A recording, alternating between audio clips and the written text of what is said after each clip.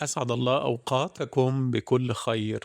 أهلا ومرحبا بكم لنبدأ سويا رحلتنا الجديدة والشيقة والممتعة، رحلة افهم روحك، وبتدور حول فك شفرة العادات السيئة.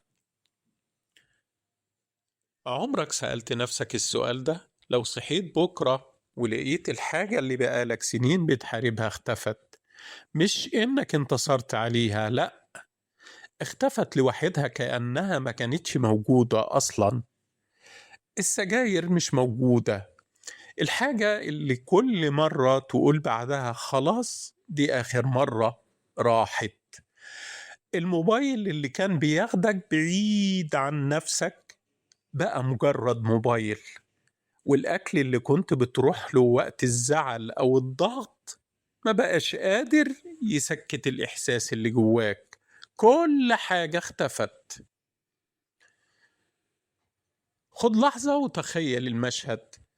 لو الحاجة اللي كنت بتجري لها اختفت فجأة، ايه أول حاجة هتحس بيها؟ يمكن تقول أخيرا هرتاح. بس الغريب إن بعد ما كل الضوضاء دي تهدى، ممكن تسمع صوت كان موجود طول الوقت، بس انت كنت بتغطي عليه. صوت إحساس قديم، ضغط متراكم، كلام جواك ما تقلش، حاجة كنت بتأجل مواجهتها كل مرة. وعشان كده يمكن محتاج تبص للحكاية من زاوية مختلفة. يمكن المشكلة ما كانتش في العادة نفسها بس، يمكن العادة كانت طريقة اتعلمتها عشان تعدي لحظة معينة. لحظة كان فيها جزء جواك بيقول أنا مش قادر أشيل ده دلوقتي، أنا محتاج أي حاجة تهديني.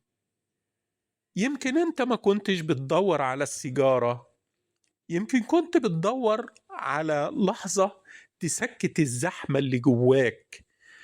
يمكن ما كنتش بتدور على الشاشة، يمكن كنت بتحاول تختفي شوية من فكرة تقيلة عليك.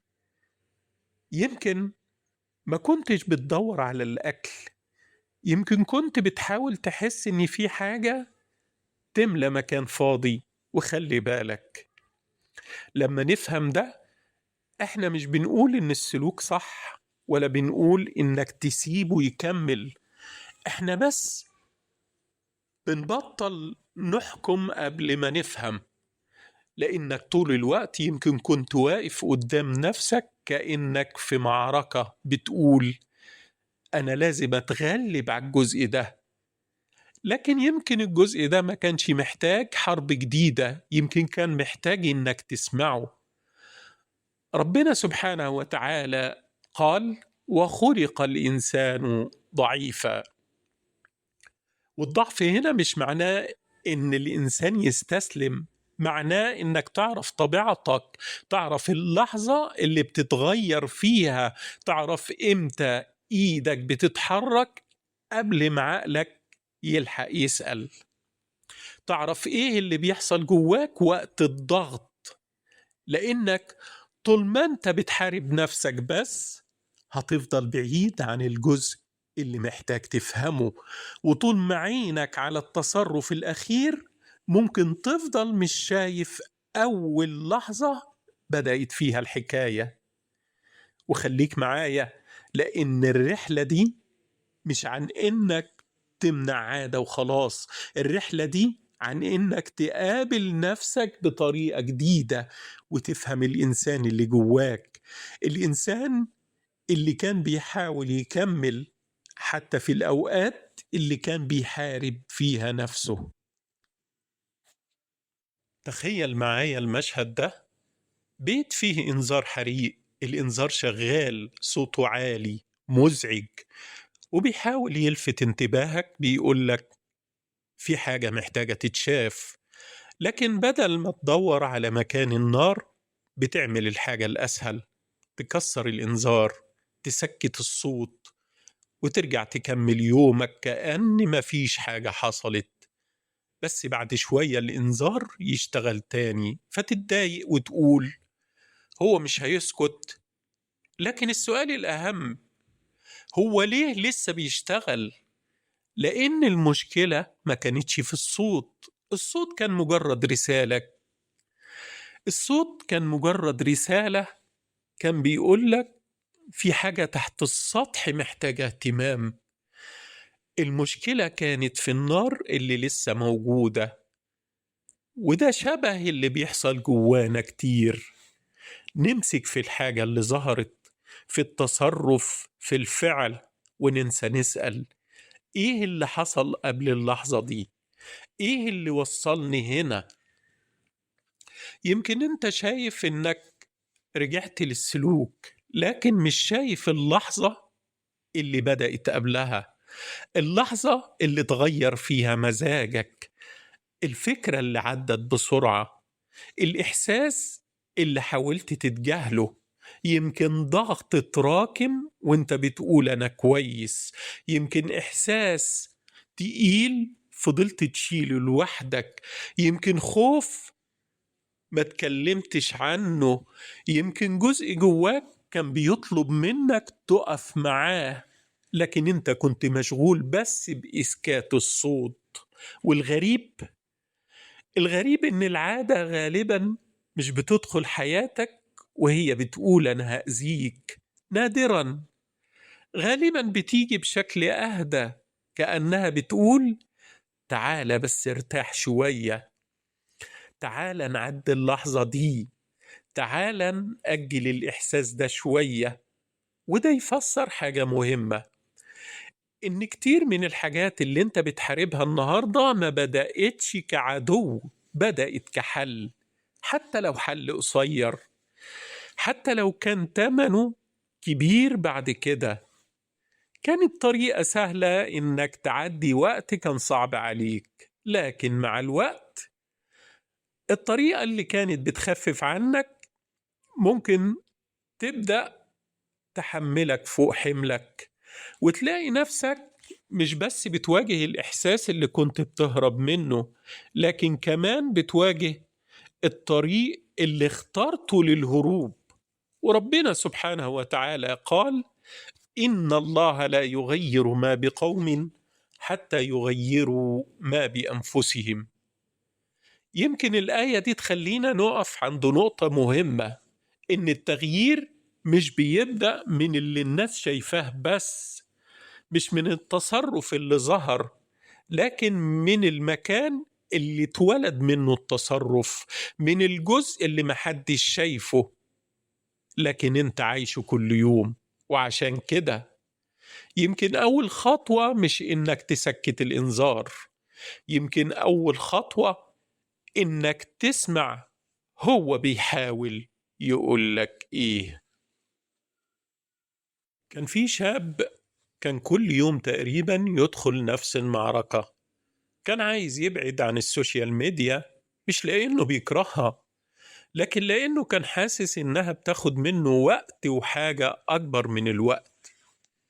كان يعمل كل اللي يقدر عليه، يمسح التطبيقات، يقفل الحسابات، يحط حواجز بينه وبين الحاجة اللي قرر يبعد عنها.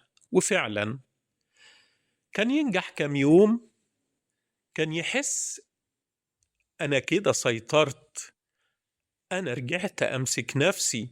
لكن بعدها كان ويرجع كأنه كان بيحاول يعوض كل الأيام اللي فاتت. وكان السؤال اللي بيطارد دماغه، أنا ليه برجع لنفس المكان؟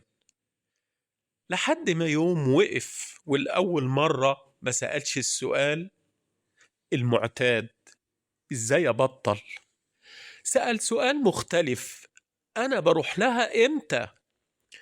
السؤال ده فتح باب جديد، لأنه بدل ما يبص على آخر لحظة بص على الطريق اللي بيؤدي لآخر لحظة، أو بص على الطريق اللي بيؤدي للعادة.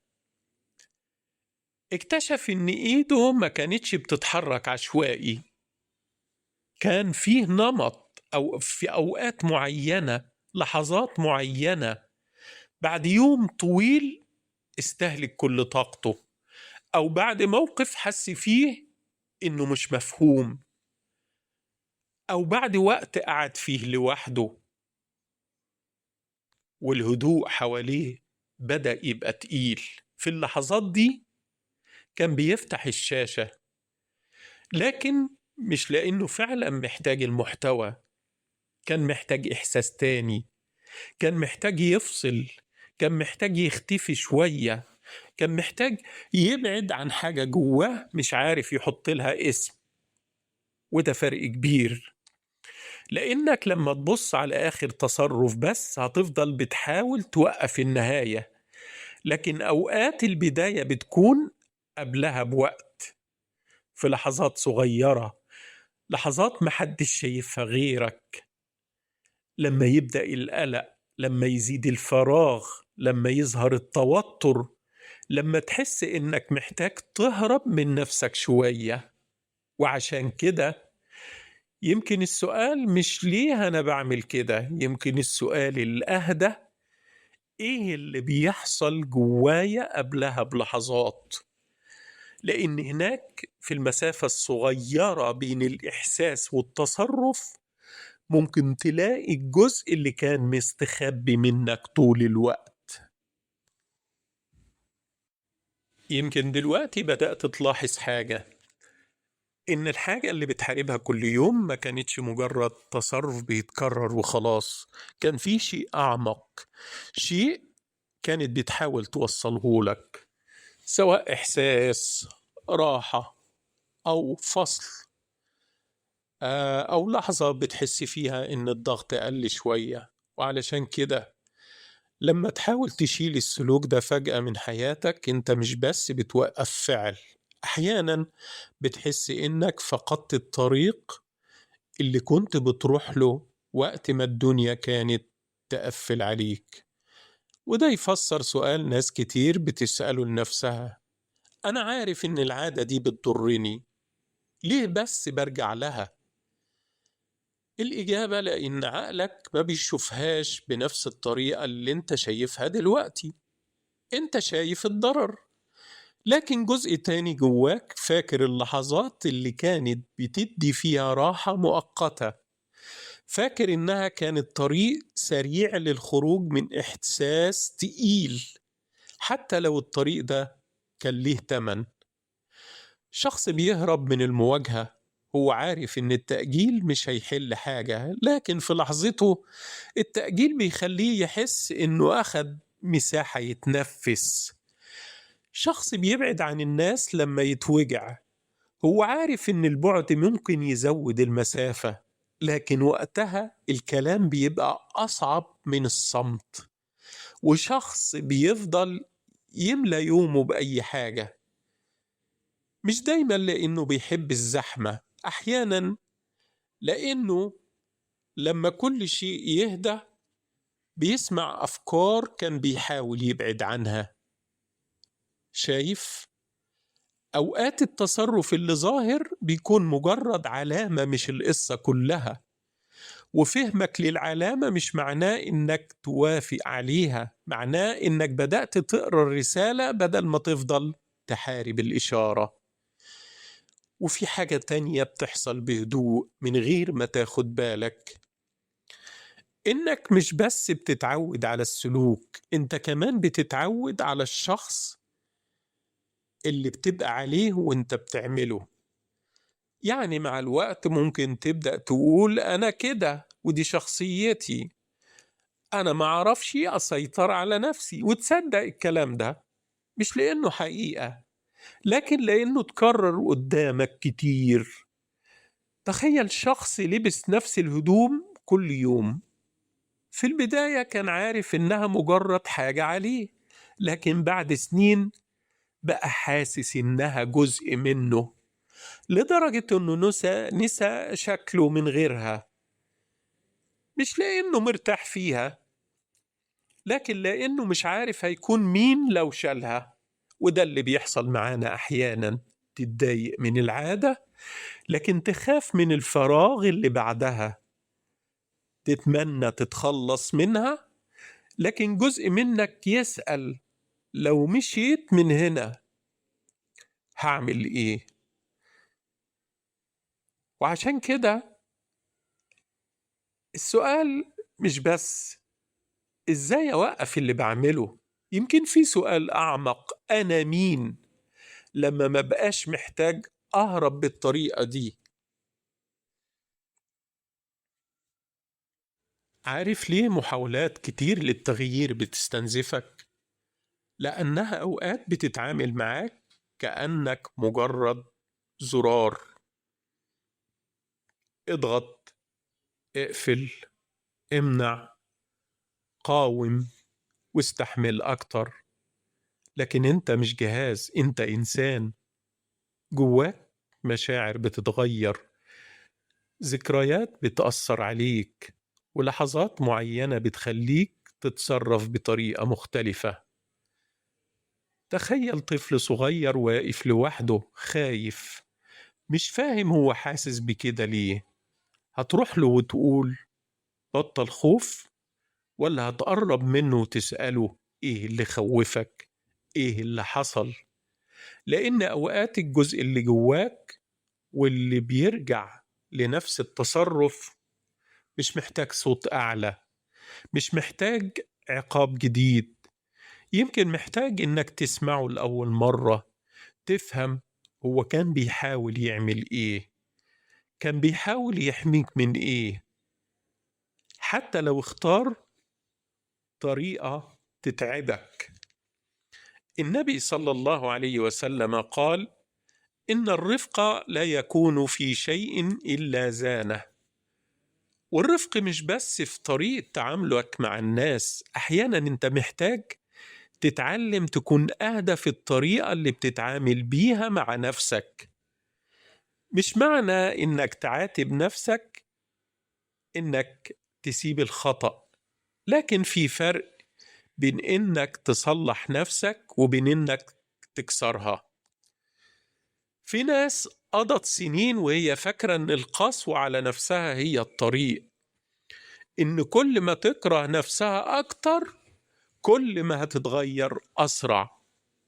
لكن اسأل نفسك، لو جلد الذات كان بيغيرك فعلا، ليه كل مرة كنت بتهاجم نفسك كنت ترجع لنفس الدايرة؟ لوم، ذنب، تعب، محاولة هروب، وبعدين رجوع. لأن في فرق كبير بين جملتين: بين أنا المشكلة وبين عندي مشكلة محتاج أفهمها. الأولى تخليك تهرب من نفسك، والتانية تخليك تقف جنب نفسك.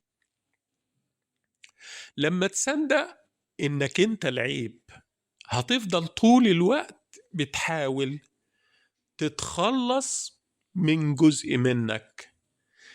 لكن لما تفهم إن فيه جزء محتاج مساعدة، هتبدأ تسمعه، وهنا تبدأ المواجهة الحقيقية، مش عدو، لكن مع جزء منك كان بيحاول يحميك بالطريقة الوحيدة اللي عرفها وقتها.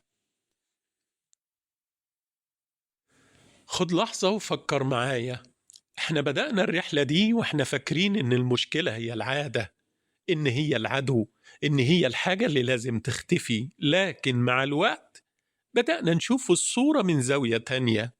اكتشفنا ان العادة ما كانتش مجرد تصرف بيتكرر، كانت محاولة انك ترتاح، انك تهرب شوية، انك تعدي لحظة كانت اكبر من طاقتك وقتها. وبعدين اكتشفنا حاجة اعمق، ان الراحة نفسها ما كانتش هي النهاية، كان في شيء قبلها، احساس مستخبي، حاجة جواك يمكن بقى لها سنين مستنية إنك تقف وتبص عليها. يمكن طول الوقت اللي فات ما كنتش بتهرب من العادة، يمكن كنت بتهرب من إحساس ما كنتش عارف تتعامل معاه، مش لأنه أقوى منك، لكن لأنه كان غامض والحاجة اللي مش فاهمينها أوقات بتخوفنا أكتر من الحاجة اللي نعرفها. وربنا سبحانه وتعالى قال: قل يا عبادي الذين أسرفوا على أنفسهم لا تقنطوا من رحمة الله. تأمل كلمة يا عبادي، رغم الغلط، رغم السقوط، رغم إن الإنسان ممكن يبعد ويرجع تاني، النداء لسه موجود، لأن الخطأ ما يمسحش إنسانيتك ولا يقفل باب الرجوع. يمكن وانت بتسمع دلوقتي بدأ يجي في بالك موقف أو لحظة معينة أو وقت معين، أو نفس المشهد اللي بيتكرر قبل التصرف بثواني، أو إحساس ظهر، أو فكرة عدت، أو ضغط زاد. ولو بدأت تلاحظ الخيط فأنت بدأت تمسك أول طرف الحكاية. المرة الجاية لما الرغبة تيجي قبل ما تدخل في معركة مع نفسك، جرب تسأل سؤال مختلف، مش إزاي أمنع ده، لكن إيه اللي الإحساس ده بيحاول يقولهولي؟ مش ليه أنا ضعيف، لكن إيه الحاجة اللي محتاجة مني اهتمام؟ لأن أوقات السؤال الصح مش بس يغير الإجابة، السؤال الصح ممكن يغير الطريقة اللي شايف بيها نفسك. وقبل ما ننهي الحلقة عايزك تتخيل مشهد بعد سنين واقف قدام النسخة القديمة منك، النسخة اللي كانت بتحاول، اللي كانت تقع وتقوم، اللي كانت تلوم نفسها كل مرة. هتقول لها إيه؟ هتبص لها وتقول أنت ضيعت وقتك، ولا هتقول أنا فهمتك، دلوقتي عرفت إنك ما كنتيش ضدي، أنت كنت بتحاولي تعدي؟ وفهمك لنفسك مش معناه إن كل حاجة كانت صح، ومش معناه إنك تسيب أي حاجة بتأذيك، معناه إنك بطلت تعامل نفسك كأنك خصم، وبدأت تشوف نفسك كإنسان محتاج يفهم ويساعد نفسه. لأن الحكاية من البداية ما كانتش عن عادة بس، كانت عن إنسان كان شايل حاجة وحاول يتعامل معاها بالطريقة اللي عرفها وقتها، بالأدوات اللي كانت موجودة عنده وقتها. والسؤال اللي هنسيبه معانا: لو بطلت تهرب للحظة، إيه أول حاجة هتكتشف عن نفسك؟ كان معكم مصطفى عبد المجيد في أولى حلقات بودكاست فك شفرة العادات السيئة.